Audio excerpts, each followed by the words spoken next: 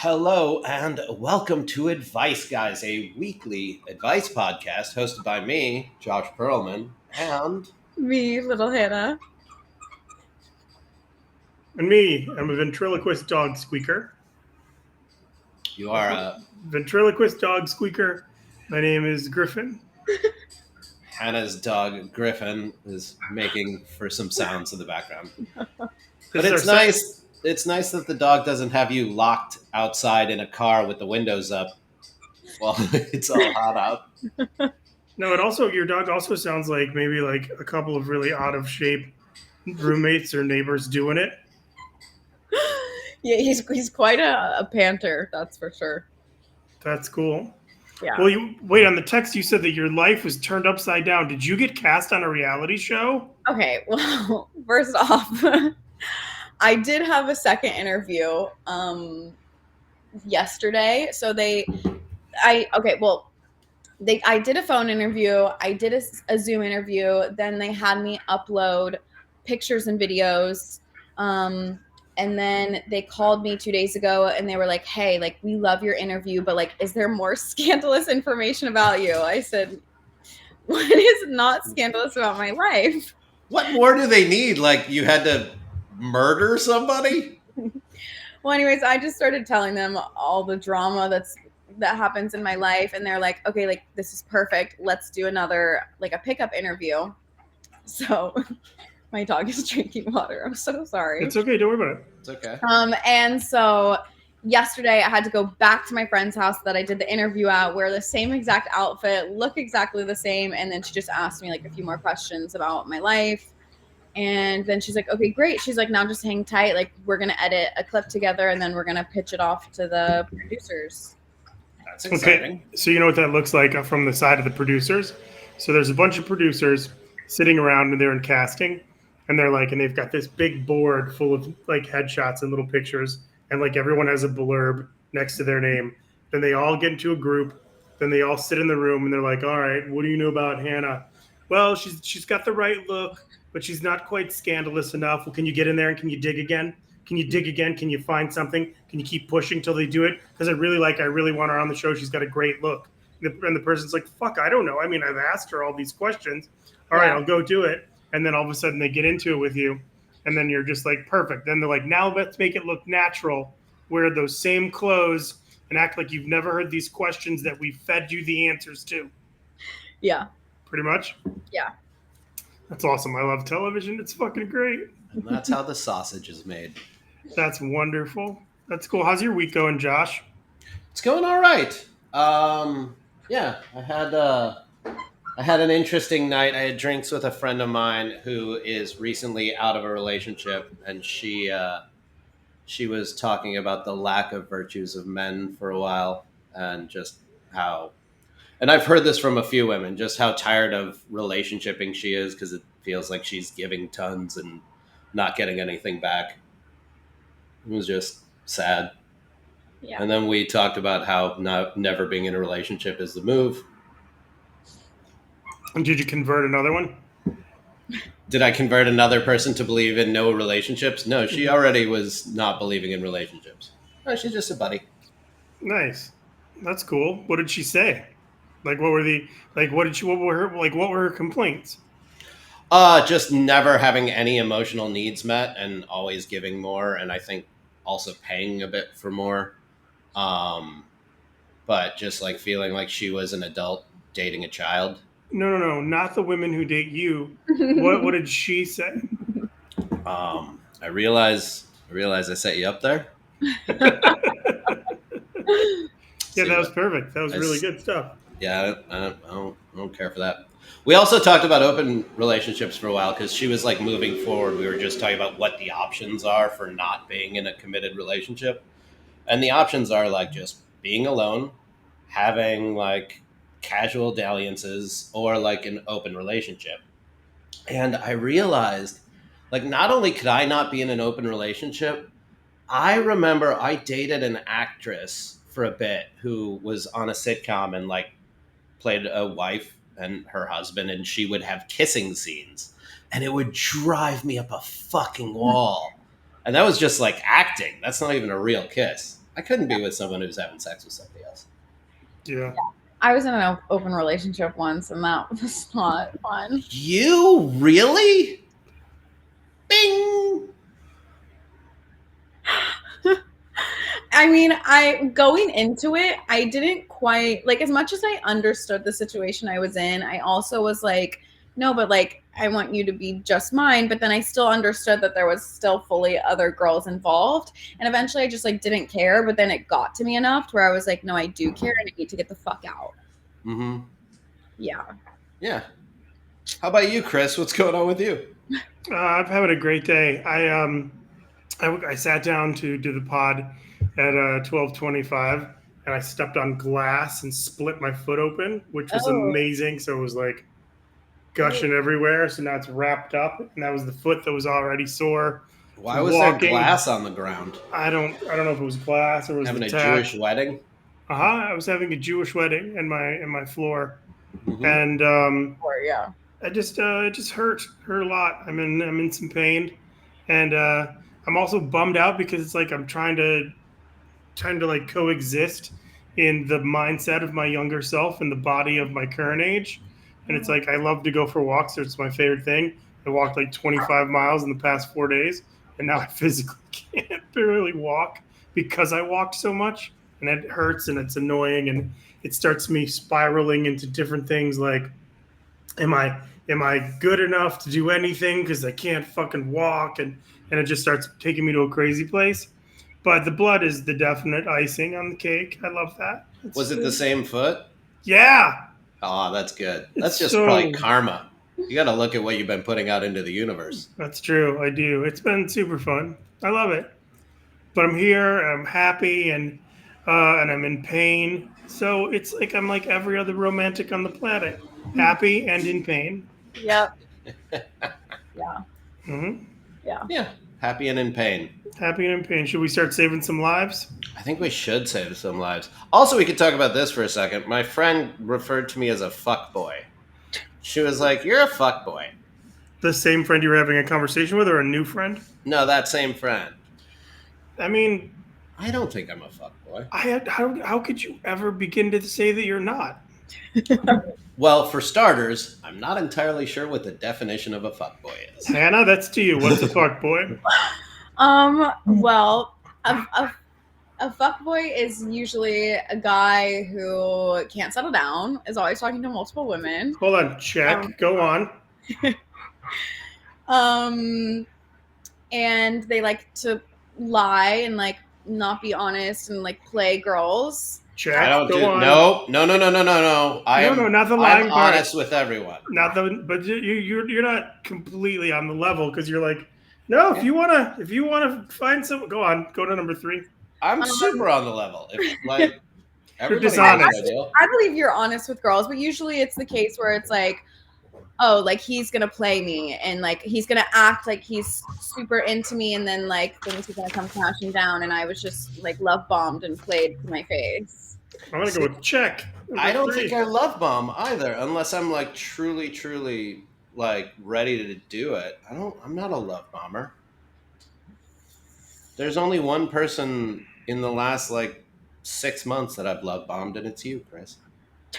I know. And then you've been completely dishonest, and you've been with many other people that you've love bombed. So that makes you a fuckboy, dude. I got bad news for you, Josh. You are in the fuckboy category. I don't think I am. I think I'm Are somebody else. you sometimes with several people? Am I sometimes with several people? No, Yeah. I'm never with more than one person at once. Not on the same day, but do you sometimes have a stable or a shiksa farm? I believe that you said, because we're using Shik's a farm. That's something I would say. Thanks for that, buddy. That's fantastic. Hannah's bored. No, I think I'm just a dude who doesn't want to be in a relationship. All right, so go ahead. So she said you were a fuckboy. You don't know what the definition is. Now We that got you know, so now what?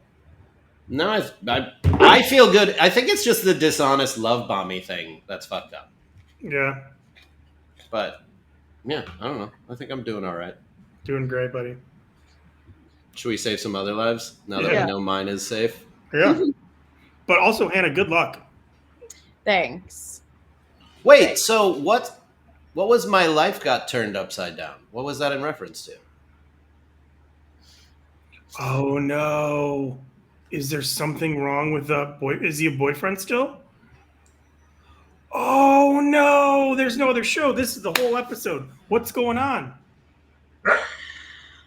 I fear if I like start getting into it, I'm gonna start getting upset. But I don't know. I just think he's going through a lot, and in a way, it's been taking it out on me.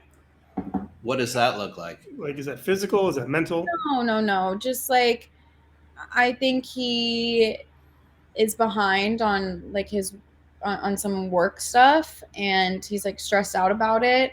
And like I'm trying to be there for him and support him, and it's just like I don't know. He just gets frustrated, and then like Is he bipolar? I don't want to sit here and diagnose because I don't know. But yeah, so I have been he claims he wants to like get back to a better place and kind of like start over, and that he still cares about me and all these things, but I've been giving him some space for the last few days, and it's making me lose my marbles a bit. I must admit. Are you okay? Right now in this moment, I'm okay. But was I crying earlier? Did I drive around for 5.5 hours sobbing my eyeballs out yesterday? Yeah. So did he say I want some? Like, did he tell you he doesn't want to be with you right now because of work? He said that. Yeah. I have questions, and I'm not in any way trying to be funny, but I can't help how I sound and how it comes across. He has your name tattooed on his neck. Yeah. And that was a decision that he made early on. Yeah. But now he wants some space to work on work. Yeah. Yeah. To me, like, I know what I want, and I know how a relationship works. Not that I've been in many relationships or many healthy relationships. Let me tell you how healthy ones work. But I just feel like, obviously, if you care about someone, like, you want to go through, like, everything with them. You want to help them out. You want to be a team. Like, I'm here to be with someone, even if it's messy and it gets, like, when someone's not 100% all the time. But I feel like there was just, like, a drastic switch up from him, like, being, like, very enamored with me to all of a sudden he's like, I'm behind. I need to be working on this, and I don't have time for this. And I was just like, whoa. Yeah, like, I mean, I still care about him, and like I would be lying if I said like I still don't want to make things work. But I'm also like quite confused onto like how it went from one thing to just like a very drastic switch up. Yeah, I don't know. I feel like he notices a lot of things within me that like I know I need to work on, but it's just like I would just think that like someone who wants to be in a relationship with me would want to be there for me for those things and not kind of like just point them out all the time. So he brings your shortcomings to your attention as he tells you he's busy? Yeah. Okay. That's not, I'm sorry. That doesn't sound fun at all. Yeah. But I'm trying to give him some grace because I do know he's going through a lot, and like I don't want to sit here and shit talk him because I do really care about him. But I just think he's going through some things, and I don't know, for some reason he's shutting me out of it, and it sucks and it hurts. Because I wish I could be the person that could help him out, but I don't know. I can't try to force that. Yeah, I think for any number of reasons he's shutting you out, probably because of just stuff going on with him and his work stuff, and whether or not he's ashamed or feels like work is all that matters, so he needs to focus on that, whatever it is. That sucks. Yeah. I'm sorry. I'm sorry too. That's terrible. Yeah. So it's just like I really thought, like, I mean, you guys know me. I've been boy crazy. I've been obsessed about boys before. Like, I fear it's my biggest problem in life. Not me? No, never. I'm shocked.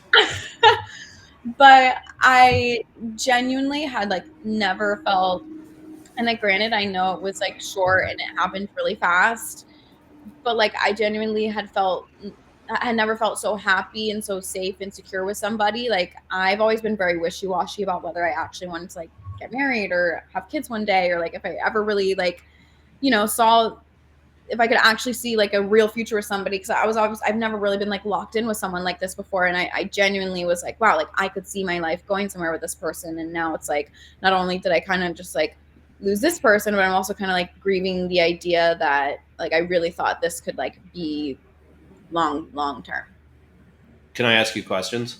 Yeah. If he called today and was like, "All right, are you ready to work on this?" Would you like 100% be like, "Yeah, I am"?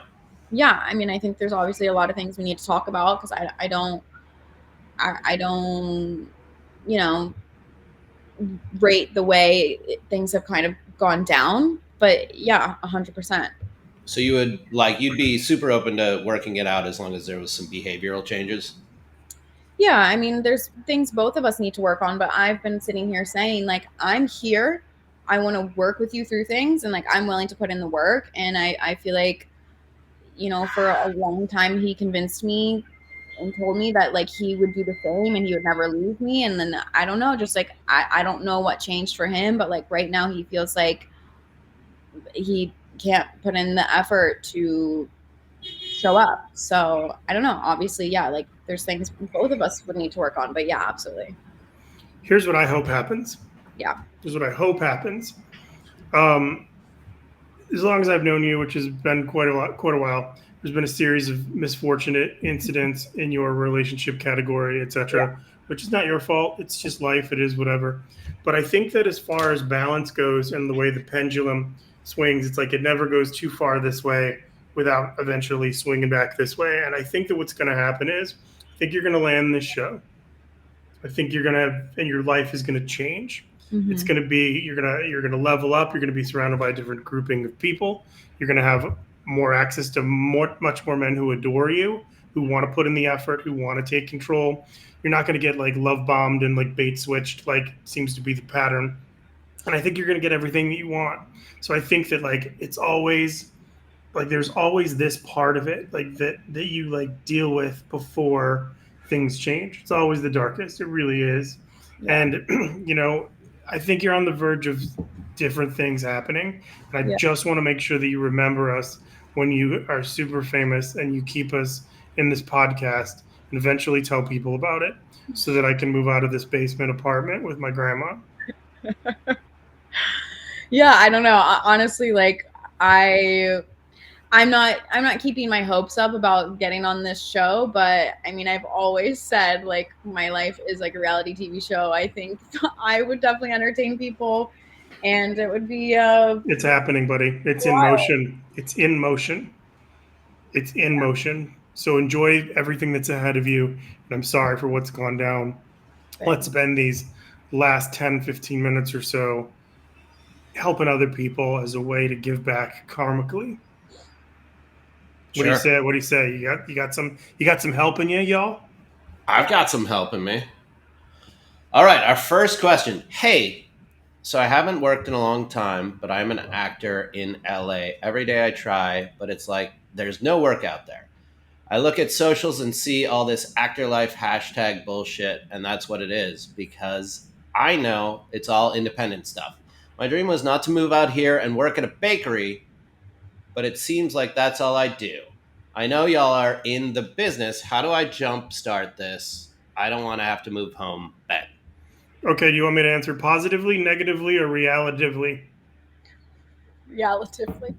Okay, first off, dude, there's no guarantee that you have an opportunity to make enough money to move home.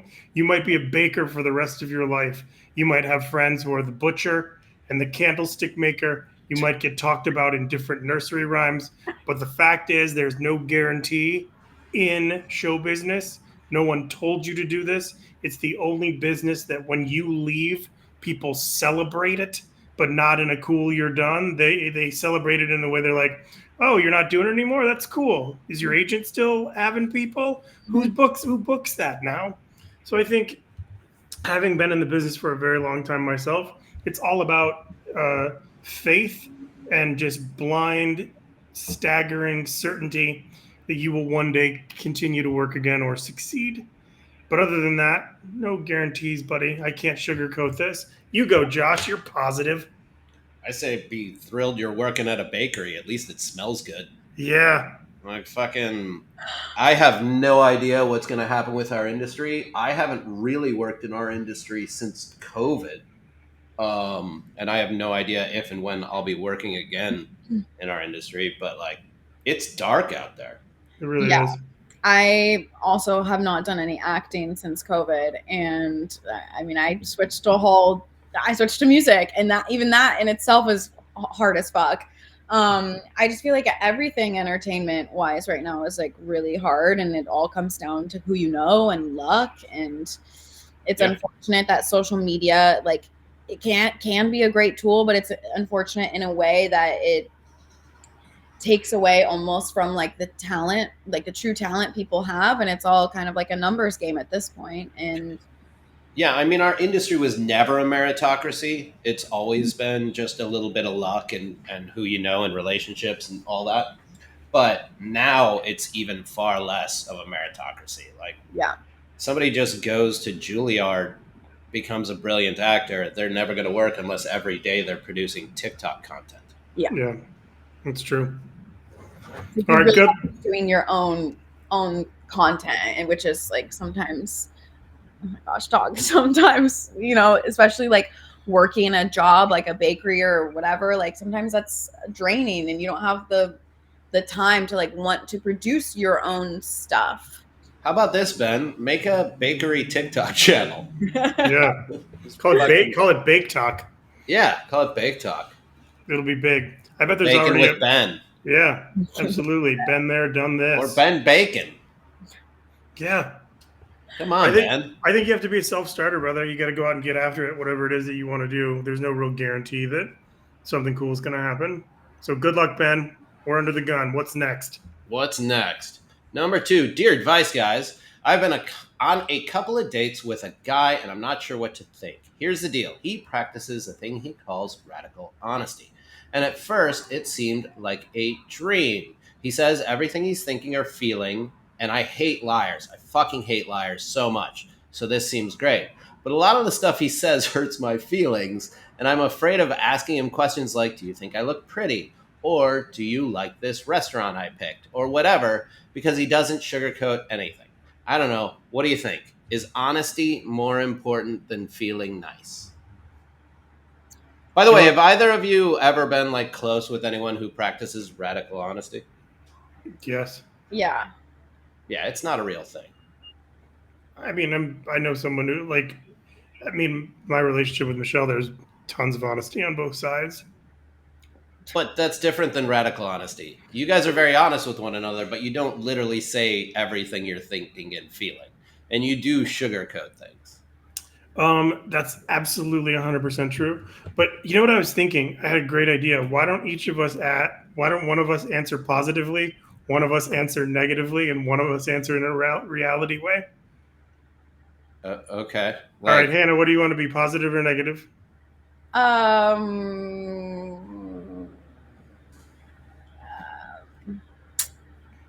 I'll be It's a 30-minute show. Come on, buddy.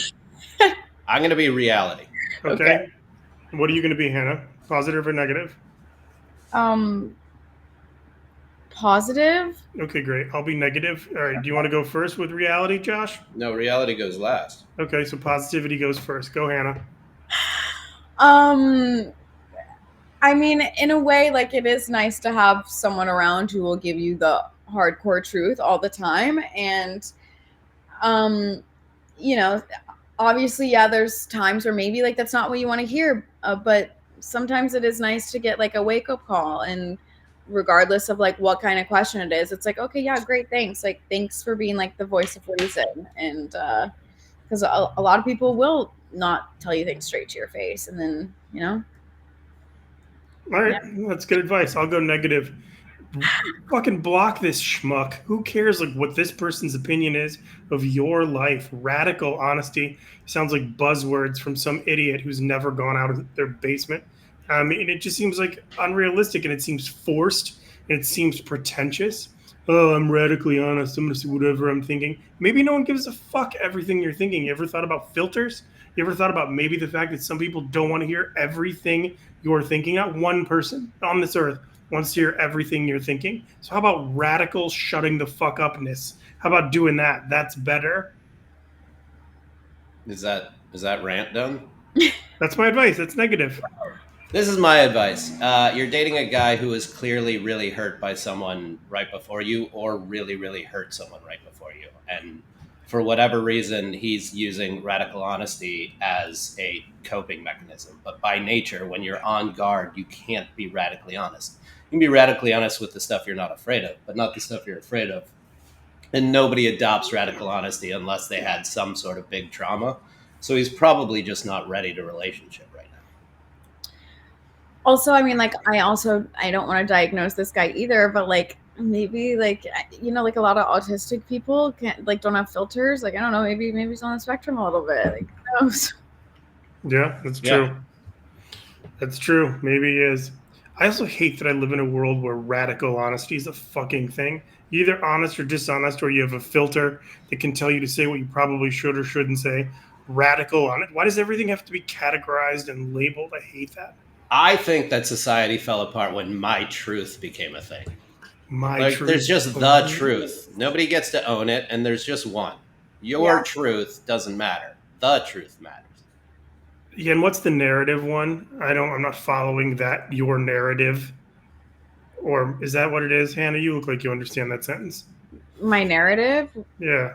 Right, but like use it in a sentence. What do you mean? I don't follow your narrative. I haven't heard anyone say that. Okay, then you know what? I'm going to make it up. My point of view. It's like my side of the story. I'm just saying it's equally as unsufferable as my truth. Yeah. And radical honesty. All right. All right, let's knock out this last one. All right, yeah, we're going to do 3 since we did Hannah today. Hey, I love that this is the third one. Hey, advice guys. My girlfriend's dad has a really thick accent, and every time he says vacuum cleaner, it sounds like he's saying vag cleaner. He's been offering to lend me his vag cleaner for weeks now, and I'm fucking dying every time he says it. Should I tell him or just keep pretending I'm totally cool with his offer to clean his daughter's vag? Wait, what kind of accent makes vacuum cleaner sounds like vag cleaner? Oh. Maybe it says like vacuum or something like that. I don't know. Vag cleaner? Vacuum cleaner? I don't see it. Cleaner? I don't either. I don't see it. Vacuum cleaner. All right, who wants to be positive, negative, and realistic? Josh, you be positive this time. Hannah, against your better judgment, you be negative. Okay. And I'll be realistic. So, Josh, you go first. I think on a positive note, what's more fun than hearing someone say vag cleaner all the time? I think it's hilarious. And like, I have found 80 to 95% of the people I've met in life to be insufferable and terrible to listen to. So what I do is one of two things. Either find inside jokes for me that make me laugh and they won't know that I'm laughing at them, so I'm just happy, and this sounds like one. Or I pinch my inner thigh when people are talking to give me more pain than the words they're saying create. Okay. That's what I do. That's great advice. All right, Hannah, you be negative now. I would say, like, maybe it's funny now, but maybe it could start to annoy you and like irritate you every time you hear it. And then I fear, like, what if you do correct this guy and then it comes off like as insulting, and then you upset your girlfriend and the father, and then it's not a good look on you, and that could not go over great if you do correct him. So maybe not. Maybe keep it to yourself. Okay. I'll be realistic. That's the greatest father in the world who can pull this off, because he's a comic genius. He knows for a fact he's saying it wrong, but he's getting away with it, and he's doing a bit, and he's going to do this bit as long as he possibly can to get away with it. That's the reality. I hope that's the truth. I really hope that's the truth. That's amazing. That is the truth. I just want to come over there and hug you, Hannah. I feel so bad. I just want to give you a hug. I just like, why? It's honestly just like, why me? Like, why I can't catch a fucking break? And I really genuinely believed everything that I was being told for the last like month and a half, and I don't know. I don't know what's going to happen. I don't know if he does actually want to work on things and kind of like start over, or if it's just dunzos and I have to walk away from it. I really don't know. It just sucks. I feel like it's literally one thing after another, and like the second I think I find something real, it's like life is like just fucking kidding. Is it possible, if we look at it on a positive level, that this person was brought into your life to take your mind off musician? On a positive level. Yeah, I mean, everybody is a season, a reason, or a lifetime. This guy may have been a reason. I would hate that, to be quite honest, because then I'm like, I'm so sick of having to like, quote unquote, and I guess in a way like use people to get over somebody. Like, Well, I don't think you used him to get over somebody. I think being with him, but it's just like musician guy helped me get over fucking purse dumper, which by the way, oh my god, I ran into purse dumper recently. How was that? Was he graffitiing a wall? No, I saw him at the bar, and I was like at the bar with one of my girlfriends, and I was like recognizing all these people that were there, and I was like, why do I know these people? And I was like, oh, those are purse dumper's old coworkers. And I was like, well, I hope he doesn't show up. And then my friend lives a few houses down from the bar, so she was like, let's go home and change into sweaters and then come back. So then we come back to the bar, and there's like an indoor outdoor area. So we like walk into the indoor area where the bar is, and we're like about to order another drink, and I look up to the person that's standing behind her, and I just see the back of his head, and I yank her outside, and I was like, oh my god. I was like, that's him. And then she was freaking out because the one and only time she's ever met this guy was a time that me and him got into a big fight, and I spat in his face. So You did what? yeah, I spit in his face. That's That's amazing. the only thing that's never happened to me. Oh, I got to get you two together. Oh my gosh. He tried to call me afterwards, and I was just like, bro, like, yeah, no. See, I think there's a lot of growth here. I think there's a lot of positive takeaways from this episode. I really do. But we've come to the end. So Hannah, here's an opportunity to do your first acting since COVID. Right now, how do we close out the show? All right, you guys. It's been a great episode of Advice Guys, and you can email us at adviceguys11@gmail.com. Whatever question you got, we're going to help you out. We're going to figure out your life for you. And you can follow us on Instagram. You can listen to us wherever you get your podcasts. Spotify, YouTube, iTunes, Apple. I don't really know anymore. They're everywhere. Comment on YouTube. What do you want to hear us talk about? Like, please, like, give us some advice. Give us some advice. Anyways, that's it, folks. Yeah. It was great. You did get there till the end. To the end, I think you went vaudeville at the very end. But there was a moment though where you were really nailing the accent in the middle. You're killing it. Oh God. All right. Well, thanks for listening, everybody. Like, subscribe, follow. Like Hannah said, I hope all three of us continue to have the perfect weeks we started to have when the show began.